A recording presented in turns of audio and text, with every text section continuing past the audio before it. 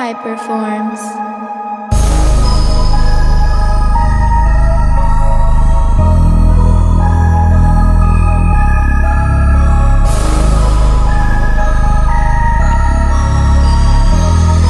Hey guys, this is David Goosen and you're watching ESA TV.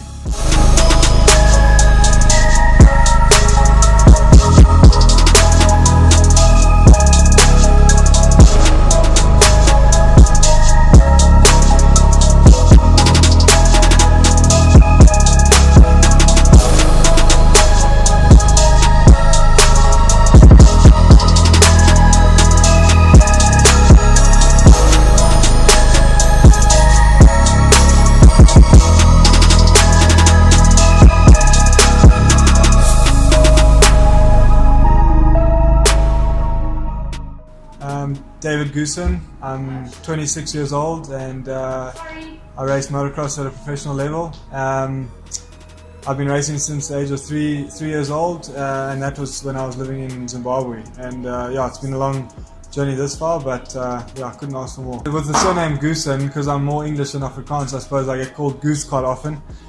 Growing up especially, it was always Goose, or yeah, the Goose or whatever you want to call it. So yeah, I know I'm known as David, but a lot of guys do call me that.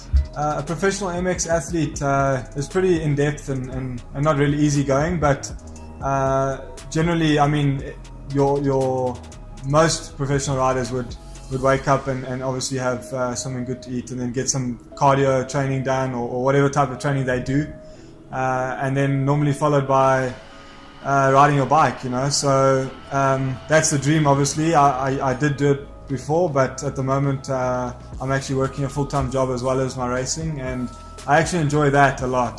So I come to work every day. I work for a company called M.M.R, which is a distribution company selling general bike accessories, helmets, shoe helmets, motor oil, metal tires, all sorts of stuff like that, and I actually really like it, you know. So I don't focus on riding too much, but when the weekend comes I'm excited to ride.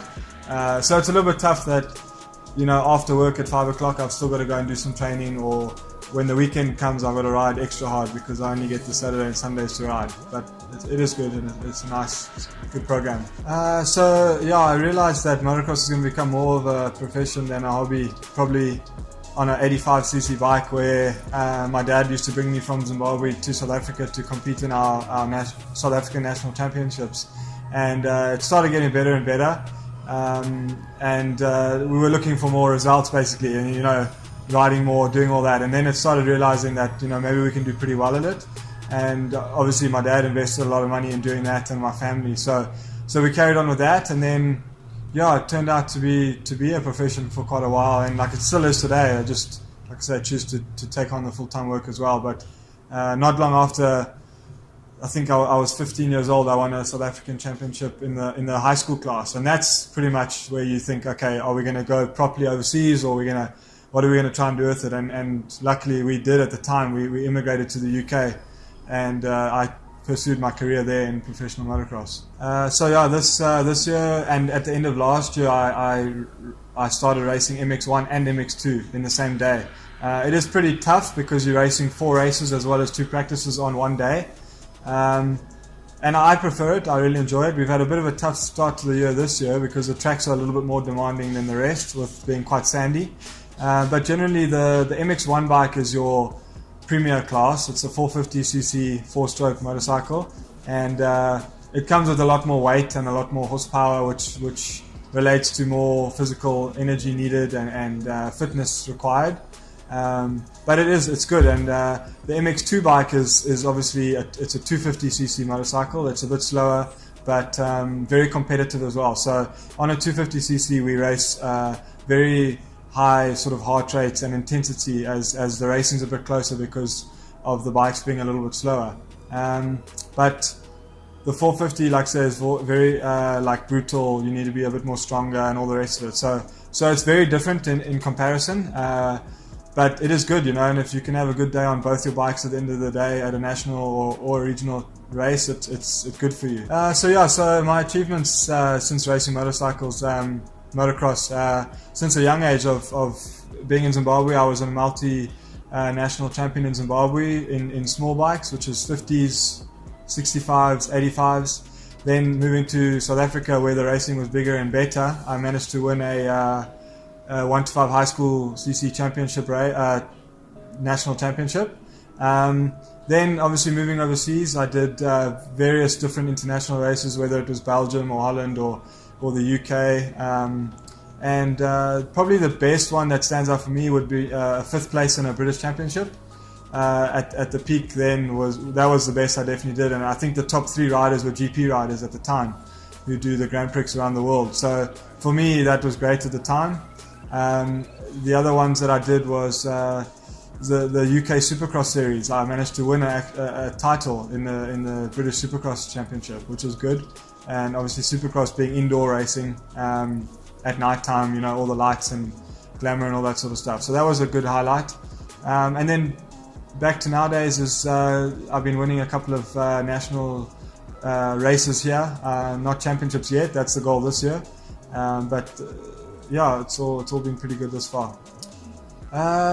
Physical and mental preparations and stuff with racing is sometimes sort of overlooked, but it is very important, you know, as a racer, or you need to get quite a lot of stuff ready. And the thing is, when we go racing at that level, it's not fun and games all the time, you know. Yes, we love it and we enjoy it, but it's professional, and we need to make sure we're on our game, because, you know, I think they say that you're as good as your last result. So you want to keep being good and being prepared for that, and whether it may be getting your goggles prepared or the bike must be prepared. You know, I'm very fortunate. I've got a mechanic, Brian, who does my bikes for me.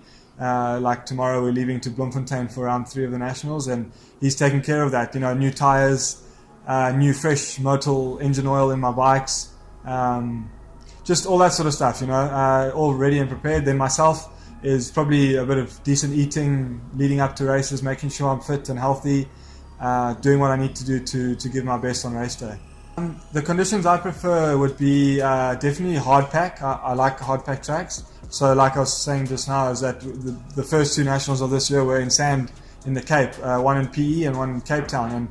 And it takes a very unique sort of riding style and ability to do very well there. And when you're on form in the sand, it can be amazing, but when you're not, it can be the most sort of traumatizing experience that you've ever had. And I wouldn't say I've been that way, but I had a pretty tough Nationals the first 2.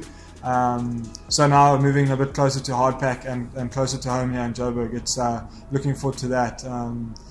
Yeah, it's all should be good. So I'd definitely say I prefer hardpack. Also, my experience from the UK would be a bit of wet mud riding. So when it is muddy and sloshy mud and rain here, I don't mind it too much, because I've had a lot of experience from England where it rains quite often. So on my bikes, like I said earlier, I ride the Yamaha YZ 250F and a YZ 450F. You can see my 450 in the background here. So what I do is the bikes are very good out the box. You know, I definitely don't complain about them. The suspension is really good out the box. I don't have any complaints there. I do have a little bit work done on the rear shock by Shock Logic, Justin. We do a bit of valving on that, and I mean, suspension is key. You know, if your suspension's working, your wheels are on the floor and the power's on the ground and you're feeling comfortable. So that's like the biggest goal. We do have some engine tuning by a guy, Dave Freeman, very well known in that industry. And but we really don't do a lot. We just make the bikes run cleaner, run almost healthier. They just run nicer, and they're good. You know, the bikes are reliable. Touch wood, we haven't had any failures or anything. So we have. Yamaha has a device. It's a power tuner, which is able to do mapping by hand. So it's like almost like a cell phone, and you plug it in and you can map the bike to be more aggressive at low end or high end, or rev this and that way. And with that tool there isn't much specs and aftermarket parts needed for us really. And then there's personal preference on the tires that I like and my handlebars that I like and grips and stuff like that. So a little bit of personal preference, but generally I run a stock standard Yamaha motorcycles. So out of this year, 2017, I mean, it's looking pretty good this far. I mean, I like I said, I've started this new job now with AMP, and it's going pretty well. I feel happy doing it. I'm in the industry, which is cool, and you know, they say what wins on Sunday sells on Monday, so it works quite well together. As for the racing specifically, I feel the goal is to win both championships. I don't think it's too far to reach goal. I think we're definitely capable of doing it. It will be tough. The competition's very tough. I was just explaining now that we've got a bunch of guys racing that have all got overseas experience. They're all on top of their game. So it is tough. My goal is to just keep podiuming all the way through, and by the last race of the year, I think we'll be right up there. Stay safe, stay healthy, and just keep living and doing the best that I can in all industries, and basically just keep the goals high and push towards that. Weekend life for me is I don't know. It's not your typical. I'm not a big party person or anything like that. So I have a fiance, Shannon, who I spend most of my time with, and it's pretty cool. You know, we're planning that for the end of the year. So it'll be the big day then. So when I'm not getting handed over spreadsheets on the wedding, then I'm busy putting in my laps because I'm not able to do it during the week. So like say first thing Saturday morning, I'll be out at the track and with the Dirt Bike Life crew or myself or my sponsors, you know, and just putting in time, making the most out of it. We enjoy the cinema. We do quite a bit of cycling, mountain biking to be exact. We enjoy that. So just taking it easy pretty much. We're normally doing something at least, you know, not just chilling too much. So yeah, but the weekends are pretty busy for us. So social media, you can follow me on Instagram at David Goosen, one word. I'm on there. Facebook also David Goosen, and that's pretty much all I do.